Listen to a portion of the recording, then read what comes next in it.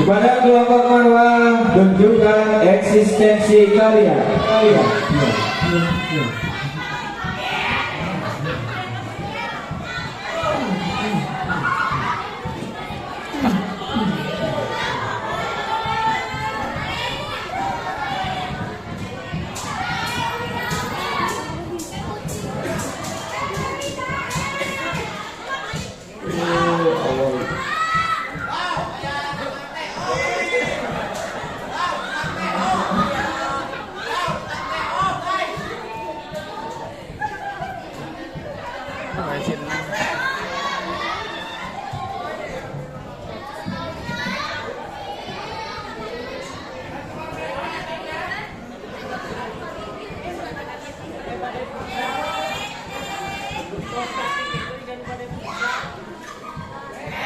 Assalamualaikum warahmatullahi wabarakatuh.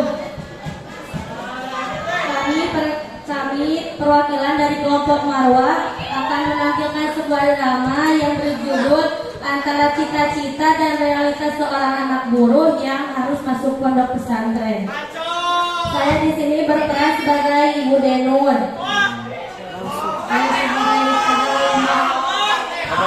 Saya sebagai Ara. Selamat menyaksikan.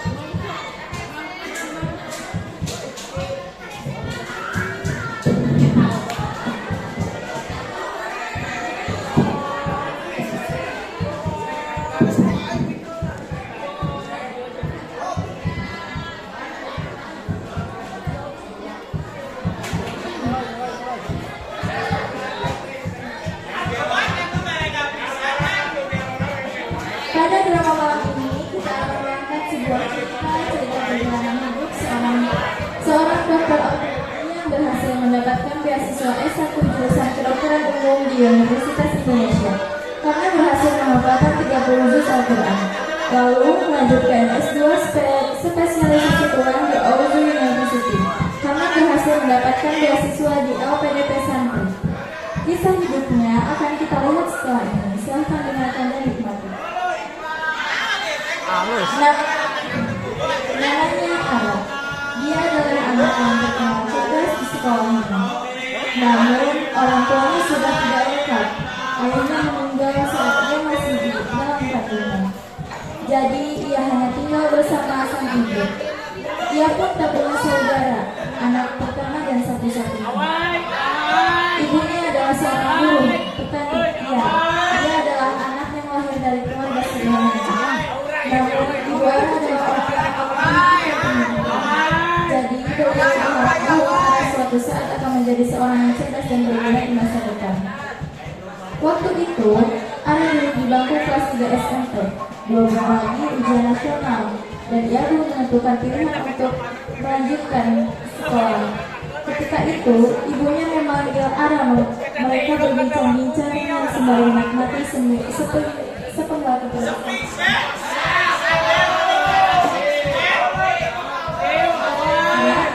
Kamu kalau besar, kamu mau jadi apa? Ara mau jadi dokter, Bu. Nanti kalau ada sakit, Ara obatin. Tes yang bagus itu. Kamu harus belajar dengan rajin ya, agar kamu bisa menjadi dokter yang bisa bermanfaat bagi semua orang. Iya, Bu.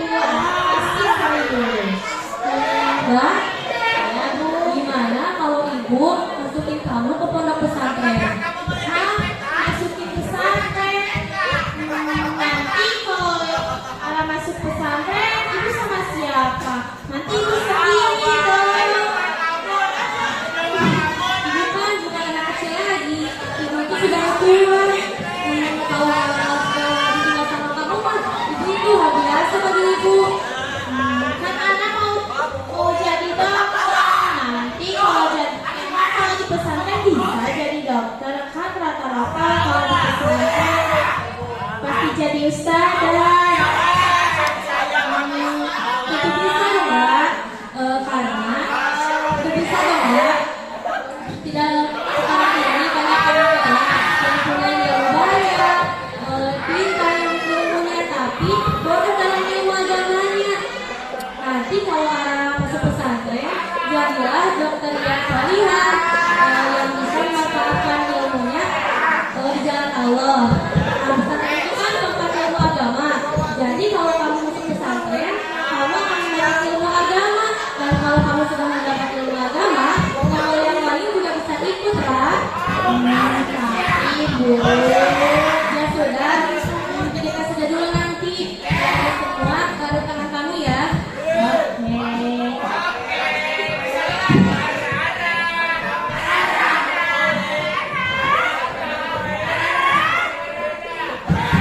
Apapun memikirkan betul-betul keinginan sang ibu. Dia tentu tidak pernah berpikir untuk masuk ke pesantren sebelumnya. Lagi pula, teman-teman Ada tidak ada yang masuk ke pesantren. Masuk pesantren pasti tidak enak. Jauh dari ibu, jauh dari ibu, dan yang pasti jauh dari ibu. Itu yang waktu itu Ada pikirkan. Ada jelas bimbang memikirkan itu hingga suatu hari. Ada bertemu dengan temannya, namanya Linda. Dia pun menceritakan kegundahannya selama ini kepada temannya.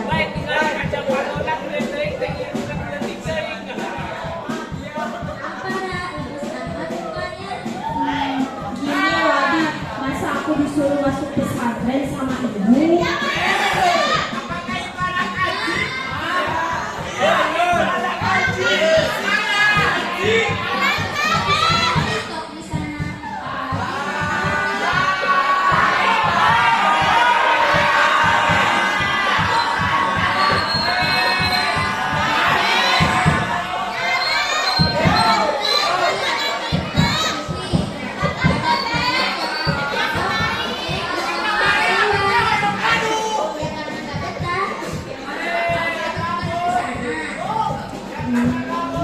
Jangan kayak gitu di benar.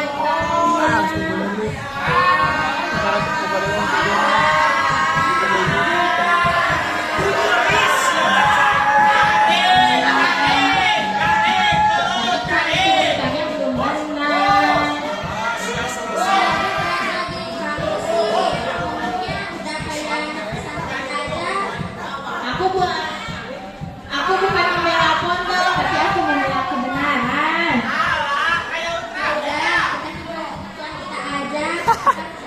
Ajeng. Welcome to Mobile Legends. Fight seconds till the enemy.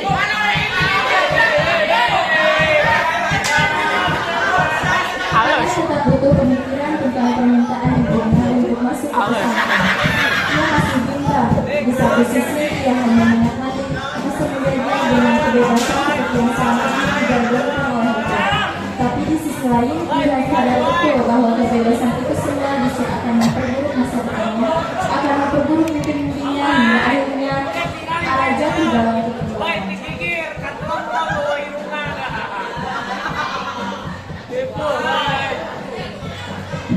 Ara, kamu masih bimbang? Iya Bu, aku masih bingung. Ibu sih gak maksa. Coba kamu berpikir baik-baik. Kalau kamu sekolah di sekolah biasa, kamu tidak akan fokus belajar. Kalau mikirin HP, kemudian lain-lain. Coba kalau kamu di pesantren, jangankan HP, radio pun dilarang di pesantren. Jadi kamu bisa fokus belajar dan jadi anak soleha. Gimana? Ya, kita lihat dulu saja pesantrennya. Nah, gitu dong. Itu kalau lagi ibu. Besok kita pergi ke pesantren ya. Oke.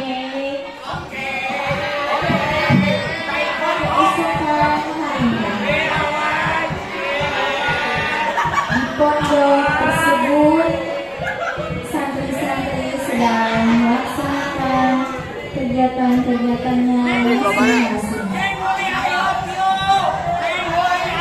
Ada yang sedang beristirahat, ada yang sedang belajar, ada yang sedang bersih-bersih, berdoa, dan tidak lupa dengan bergibah. Dan kemudian Ara memutuskan untuk melihat dulu bagaimana pesantren itu. Ibu Ara mengatakan Ara sampai di sebuah pesantren. Pesantren itu mewah dan menyebat sawah.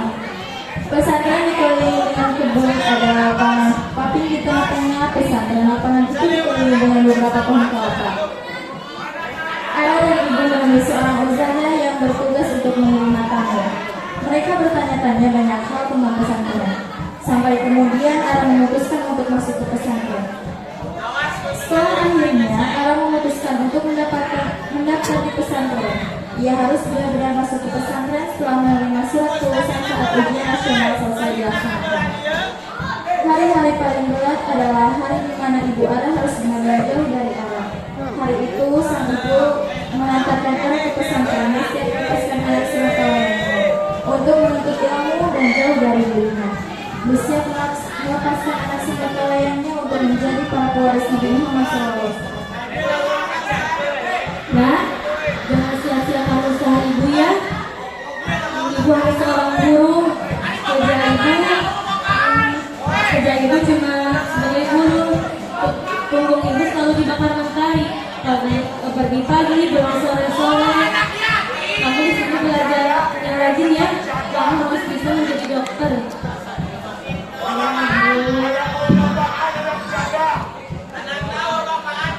Ibu Ara selalu memberi support sebagai orang tua. Beliau sadar betul pesantren tidak bisa benar-benar mengubah seorang anak tanpa ada bantuan dan ada dari orang tua. Menetapkan dan hanya menitipkan begitu saja, maka nasihat demi nasihat dan entah berapa ribu doa yang terucap selalu mengalir pada diri Ara. Kehidupan Ara yang baru saja dimulai, ia baru pertama kali untuk menjadi seorang santri dan ia mulai menempati kehidupan di pesantren.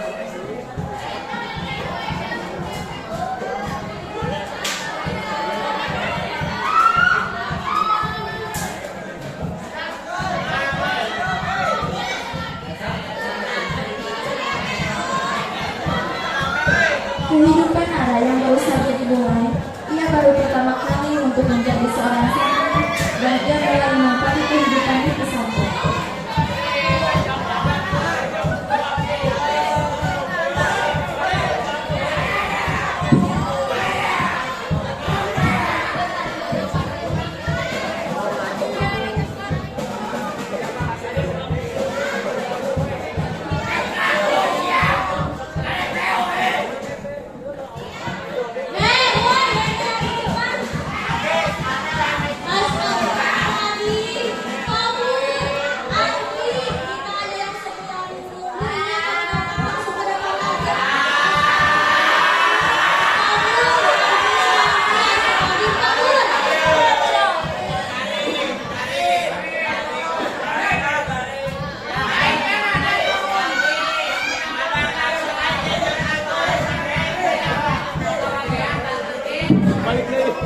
Awal Ara masuk ke pesantren, Ara kaget segala hal terasa baru.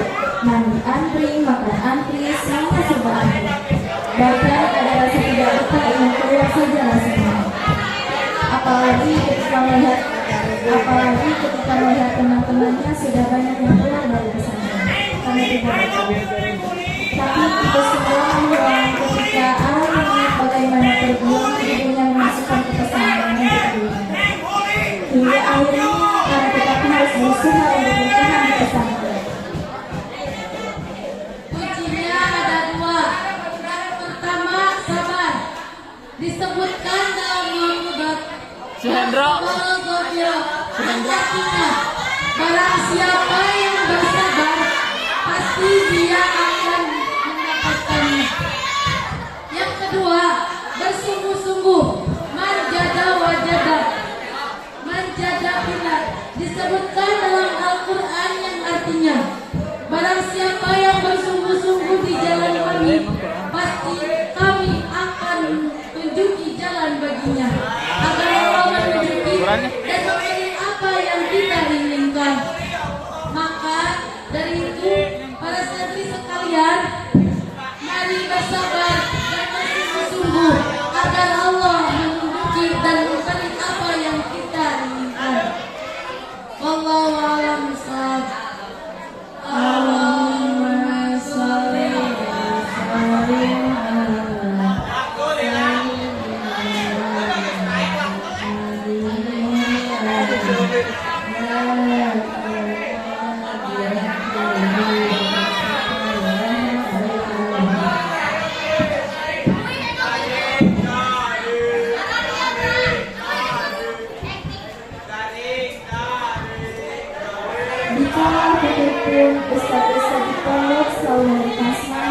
maka Ara menjalani kehidupan di pondok pesantren dengan terus belajar. Dia merupakan kedua bertahan dia dengan menjadi dengan cara membaca, memakan waktu dengan menghafal dan melakukan kegiatan-kegiatan yang berguna untuk mengimpi dan masa depannya. Dia sudah mengesampingkan rasa ego dan nafsunya untuk keluar dari pesantren. Dia ingat betul keinginan sang ibu agar ia dikenal wanita bisa menjadi usaha yang berguna dan dirasakan akan Tuhan. Maka Ara benar-benar serius dalam belajar di pesantren. Ada sebuah perkataan, siapa yang menang pasti dia akan menang. Setelah Ara sekian lama di pesantren, berita baik itu datang. Nak, sini nak. Iya, Bu.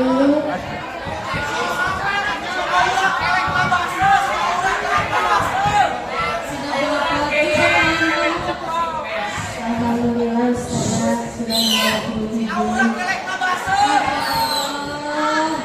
Bagus, bagus. Kamu lanjutin lagi ya hafalan kamu. Ada berita baik loh buat kamu.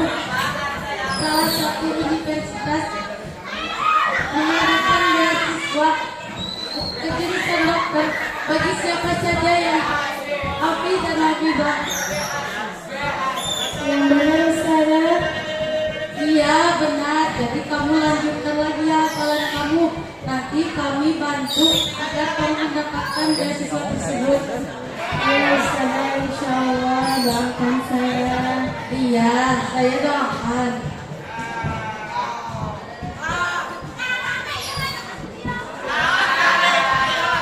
Setelah mendapatkan berita itu, Ara benar-benar serius dalam menghafal Al-Quran.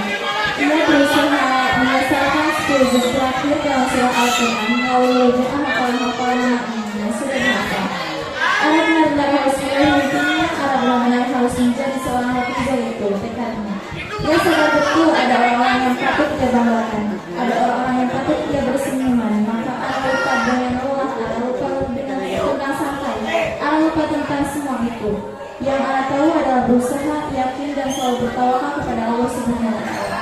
Karena ketika kita sudah melakukan semua itu, Allah Subhanahu wa Ta'ala akan mengubah bahwa kita mimpi kita. Ara adalah orang yang akan ingin membuktikan itu semua. Dan akhirnya Ara menyelesaikan hafalannya. Hari ini Ara dilihat oleh orang yang paling ingin dia lihat semuanya, dilihat oleh orang yang ingin dia lihat oleh orang yang selalu diharapkan doa-doanya, yaitu ibunya. Ara benar-benar ingin membuktikan kepada siapapun.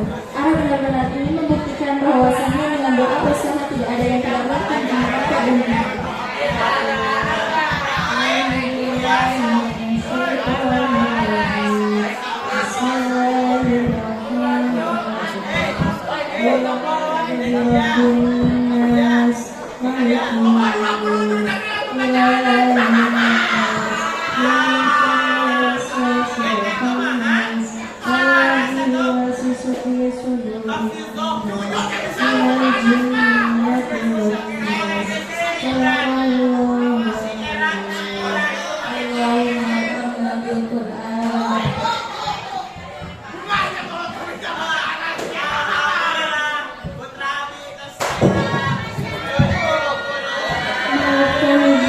Maafkan Ara belum bisa membanggakan ibu. Mungkin dengan cara ini Ara bisa membanggakan ibu. Terima kasih ibu atas doa-doa ibu.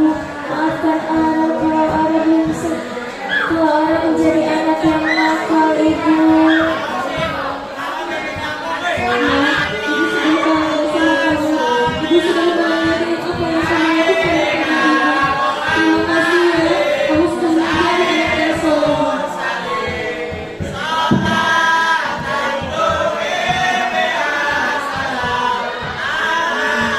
Dan begitulah kisah Ara berakhir. Ia berhasil mendapatkan beasiswa karena berhasil menyelesaikan 30 juz Al-Quran dengan memasarkannya di Universitas Indonesia untuk kemudian berlanjut ke S2 atau spesialisasi tulang di Ozu Universitas. Setelah perjalanan yang sangat panjang, akhirnya mimpi-mimpi Ara terwujud. Allah sudah menjawab semua doa.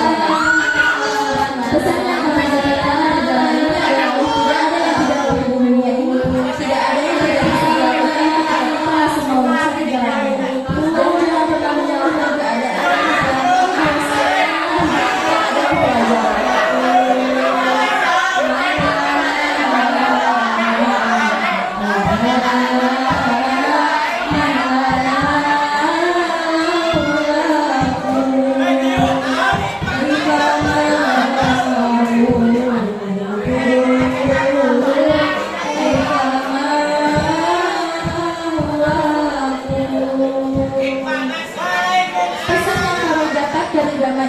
adalah tidak ada yang tidak mungkin di dunia ini.